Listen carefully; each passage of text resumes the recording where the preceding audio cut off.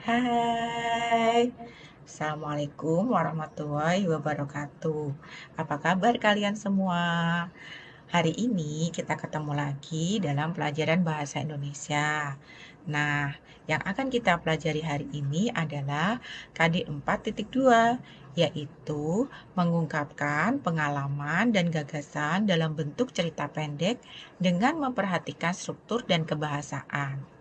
Tujuan pembelajaran yang bisa kalian capai hari ini adalah merancang cerita pendek, menulis cerita pendek, dan menyuntingnya. Jadi, kegiatan pembelajaran yang akan kita lakukan hari ini, setelah merancang cerita pendek, diharapkan kalian bisa menulis cerita pendek tersebut berdasarkan rancangan yang sudah kalian susun. Baru nanti kalian menyunting cerita pendek tersebut. Yuk, ikuti langkah yang pertama. Merancang cerita pendek. Merancang cerita pendek diawali dari memilih tema yang sesuai dengan kemampuan. Maksudnya, sebagai penulis pemula, hendaknya kita bisa memilih tema dari yang mudah-mudah terlebih dahulu. Misal nih, tema yang sesuai dengan pengalaman hidup atau kisah orang-orang terdekat kita. Bisa juga loh tema itu diangkat dari budaya setempat yang sudah kita kuasai banget. Intinya ya, jangan memilih tema yang terlalu sulit untuk diri kita sendiri.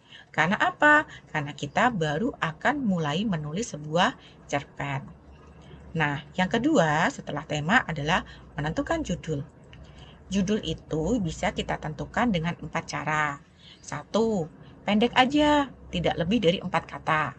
2. Pilih satu kata saja namun sangat memesona.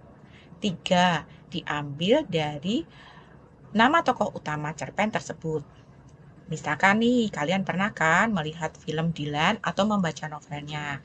Nah, kata Dylan itu sendiri diambil dari nama salah satu tokoh utama yang ada di dalam cerita tersebut. Dan yang keempat, untuk menarik minat, biasanya kita bisa menggunakan nama yang jarang dipakai. Atau bisa juga kok kita pilih nama-nama tersebut dari bahasa asing atau bahasa daerah. Yang penting menarik. Nah, yang ketiga, kita tentukan jumlah, nama, sifat, dan peran tokohnya. Jadi, cerpen itu hendaknya berfokus pada satu atau 3 tokoh saja. Nama tokoh juga sebaiknya ditentukan lebih dulu nih, agar lebih mudah merancang tahap berikutnya.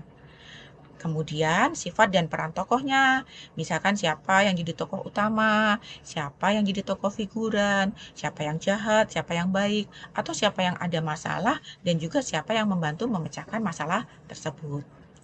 Baru langkah yang keempat, membuat alur cerita yang jelas. Jadi, di dalam sebuah cerpen itu, yang paling menarik adalah bagian alurnya. Karena apa? Karena alur dibagi menjadi 6 bagian.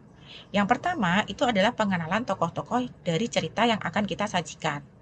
Kemudian, kita kenalkan masalah yang akan kita selesaikan. Yang ketiga, bagaimana upaya tokoh-tokoh tersebut menyelesaikan permasalahan yang mereka hadapi. Yang keempat, kita sebut sebagai perumitan masalah atau biasanya adalah konflik. Yang kelima, bagaimana tokoh-tokoh tersebut memecahkan masalah. Dan yang keenam adalah kesimpulannya.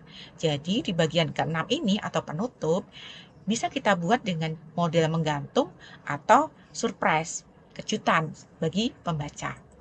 Nah, langkah yang kelima adalah memperindah cerpen dengan susastra. Maksudnya apa? Maksudnya, kita bisa membuat bahasa dalam cerpen itu seperti halnya ketika kita membuat puisi atau pantun. Bisa juga kita mengulang kata dengan padanannya agar tidak bosan. Dan yang terakhir, menggunakan kata-kata yang jarang dipakai dalam percakapan sehari-hari. Selanjutnya, setelah kalian mencoba merancang, kalian kan menulis cerita pendek tersebut. Jika sudah selesai, kita masuk ke bagian yang ketiga, yaitu menyunting cerita pendek. Jadi, pada tahap menyunting cerita pendek ini, kalian harus mengecek mulai dari keterpaduan paragraf yang sudah kalian buat. Paragraf 1, 2, 3, dan selanjutnya apakah sudah padu? Sehingga enak untuk dibaca oleh teman kita atau pembaca yang lain. Kemudian cek kesalahan tulisannya. Kalau kita membuat cerpen dengan cara mengetiknya di laptop atau komputer, biasanya sering terjadi typo. Nah, ini kita hindari dengan cara membacanya sekilas, kemudian kita cari kesalahan tulisannya. Kemudian ketepatan ejaan yang sudah kita gunakan.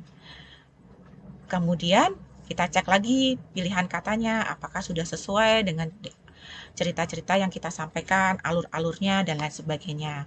Dan yang terakhir adalah keefektifan kalimat yang kita gunakan. Nah, dari penjelasan ini, sudah siapkah kalian untuk menulis cerpen yang menarik? Nah, jika sudah, selamat mencoba. Ibu tunggu karya kalian. Terima kasih. Sekian pembelajaran bahasa hari ini. Wassalamualaikum warahmatullahi wabarakatuh.